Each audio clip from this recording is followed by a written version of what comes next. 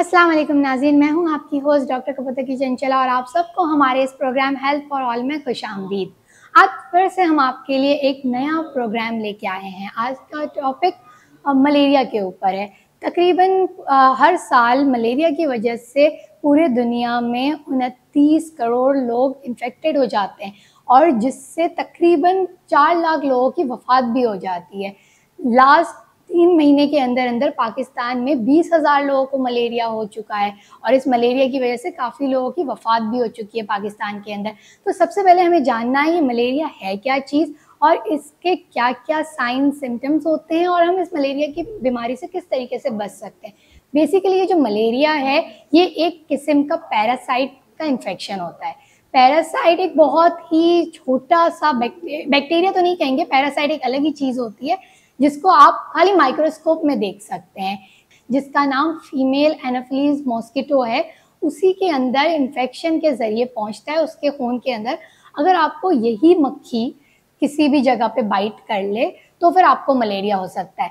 अगर female Anopheles mosquito को malaria का वायरस जो उसका पैरासाइट है जिसका नाम प्लाज्मोडियम है वो उसके बॉडी में मौजूद ना हो और अगर फिर बाइट करे तो फिर आपको कभी भी मलेरिया नहीं होगा। लेकिन अगर उसके खून के अंदर प्लाज्मोडियम का पैरासाइट मौजूद है और उसके बाद आपको वो बाइट कर ले तो आपको लाजमी मलेरिया हो जाएगा। मलेरिया फौरी नहीं होता, तकरीबन इसके जितने भी अलामात हैं वो 1 हफ्ते के अंदर अंदर सामने आने लगते हैं। सबसे पहले जो इसके अलामात है वो है बुखार का होना। बुखार भी कोई आम बुखार नहीं बल्कि तेज तरीन बुखार। बुखार के साथ आपको सर्दी भी लगती है, सर्दी के साथ आपको कपकपी भी शुरू हो जाती है और ज़्यादातर ये जो सिनेरियो पेश आता है ये शाम के वक्त ज़्यादा होता है, मॉर्निंग के वक्त भी हो सकता है और आपको बहुत बार बार मुसलसल बुखार आने लगता है। जब भी ये जो प्लाज्मोडियम का एक मैकेनिज्म आपके बॉडी के अंदर होता है कि जब भी ट्रिगर करता है आपको फीवर, कपकपी ये सारे मसले होने लगते हैं। इसके साथ साथ जो दूसरे अलामात है आपके पूरे जिस्म में दर्द होने लगता है, जिस्म टूटने लगता है, सर में अलग दर्द होने लगता है, कभी कभार आपको मतली होने लगती है, उल्टी, मोशन, इस तरीके के अलामात आने लगते हैं। उसके साथ साथ कभी कभार रेयर केसेस में आपको साथ में खांसी भी शुरू हो जाती है, बहुत ज़्यादा कमज़ोरी का शिकार पेश आते हैं आप। उसके साथ साथ बिल्कुल जिस्म टूटने के साथ साथ आपको लगता है कि आपसे कोई काम नहीं किया जा सकता और बहुत ही बुरी कैफियत हो जाती है। तो आइए हम बात करते हैं कि ये जो मलेरिया है इससे हम किस तरीके से बच सकते हैं और क्या क्या एहतियात हमें करनी चाहिए इस ताकि हमें मलेरिया ना हो।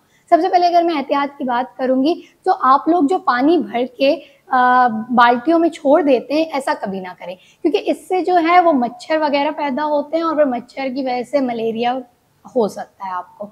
उसके बाद जब भी आप रात को सो रहे हैं तो मच्छरदानी के अंदर सोए। मॉस्किल का इस्तेमाल कर सकते हैं आप आजकल क्योंकि गर्मियों का सीज़न है, मच्छर भी ज़्यादा बढ़ रहे हैं, तो आप लोग अगर चाहें तो ऐसे कपड़े पहने जो लूज़ हो, खुले हो, लेकिन हर जगह आपकी ढकी हुई हो ताकि मच्छर आपको ना काट सके। उसके अलावा ये जो गंदा पानी होता है जो सड़क में हर जगह पड़ा हुआ होता है इससे मच्छर बहुत ज़्यादा हो रहे हैं आजकल, स्पेशली कराची के अंदर, क्योंकि कराची की हर सड़कें जो हैं वो आज के दौर में खुदी हुई है और हर जगह पानी खड़ा हुआ है। तो इस पानी के खड़े रहने से मच्छर ज़्यादा पैदा होते हैं और उसके अंदर कुछ फीमेल एनाफिलीज मॉस्किटोज भी होते हैं और जो हमें मलेरिया करवाते हैं। तो अगर हमें इस चीज़ को ख़त्म करना है पूरे तौर पे तो हमारी गवर्नमेंट को चाहिए कि वो इन सड़कों को पहले से ही करे और जो पानी वगैरह हर जगह जमा हो रहे हैं इस पे कोई काम करे। उसके साथ साथ अगर मैं आपकी मलेरिया की ट्रीटमेंट के हवाले से बात करूं तो मलेरिया के कुछ जगहें ऐसी है जैसे इंडिया, पाकिस्तान, बांग्लादेश, इन जगहों में क्योंकि ट्रॉपिकल रीजन है तो इन जगहों में मच्छर ऑटोमेटिकली ज़्यादा होते हैं और इस वजह से मलेरिया भी आप लोगों को ज़्यादा होता है। तो ऐसी जगह पे या अफ्रीकन कंट्रीज़ में अगर आप कभी विजिट करने जाते हैं तो आप अगर पहले से चाहे तो प्रिकॉशनरी मलेरिया की जो दवाइयाँ होती हैं वो ले सकते हैं, लेकिन फिर और इसकी जो दवाइयाँ होती हैं वो बहुत मुख्तसर होती है। 3 दिन का कोर्स होता है, सुबह रात एक एक गोली खानी होती है। 3 दिन में ये मलेरिया का ट्रीटमेंट भी हो जाता है और अगर आप प्रिकॉशनरी इस मलेरिया की दवाइयों को लेना चाहते हैं तो वो भी आप ले सकते हैं। लेकिन फिर भी मेरा मशवरा यही है कि अगर आपको इस तरीके के कोई भी अलामात सामने पेश आ रहे हैं तो आप लाजमी जनरल मेडिसिन के डॉक्टर से रुजू करें, उनके पास जाइए और अगर वो आपको जो भी मेडिसिन प्रिस्क्राइब करते हैं आप उसके वो फिर आप ले सकते हैं। खुद से अपना इलाज नहीं कीजिएगा मलेरिया अगर आपको हो जाए तो।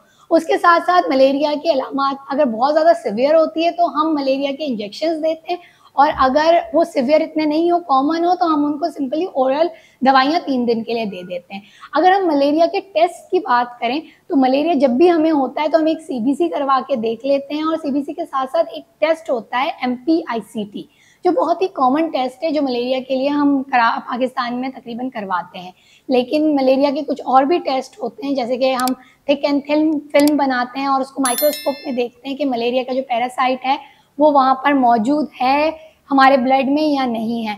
मलेरिया जो है वो हमारे जिगर और हमारी तिल्ली का भी जो साइज़ है वो बड़ा कर देता है, इसलिए हम तकरीबन अल्ट्रासाउंड लिवर भी करवा लेते हैं मलेरिया के अंदर, ताकि रूल आउट हो सके कि हमारी तिल्ली और जो जिगर है वो काम कर रही है या नहीं। और तिल्ली और जिगर के बड़े होने की वजह से ही हमारे पेट में भी दर्द होता है, साथ में उल्टी, मोशन जैसे अलामात भी सामने आ जाते हैं।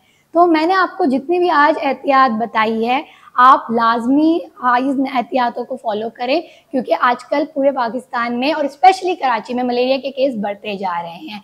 और इसके साथ साथ हैंड वॉश बहुत ज़रूरी है, मच्छरदानी का इस्तेमाल बहुत ज़रूरी है, और कोई भी खाना जो है वो आप खुला ना रखें, अपने हल्के और ढके हुए कपड़े पहने, और रात में अगर आप पंखा चला के सो सकते हैं तो सोए, ताकि मच्छर आपके पास ही ना आए। मॉस्किल का इस्तेमाल करें, उसके साथ गुड नाइट जो मिलता है उसका इस्तेमाल करें।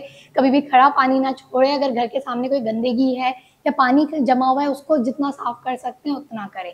तो आज हम अपना प्रोग्राम यहीं पे ख़त्म करते हैं, और इसके साथ साथ मैं आपको ये बताना चाहूँगी कि हमारे नीचे दिए गए नंबर पे आप हमें ज़रूर बता सकते हैं कि आपको हमारा ये प्रोग्राम कैसा लगा, और मीडिया फोकस के इस चैनल को लाइक एंड सब्सक्राइब करना बिल्कुल भी नहीं भूलिएगा।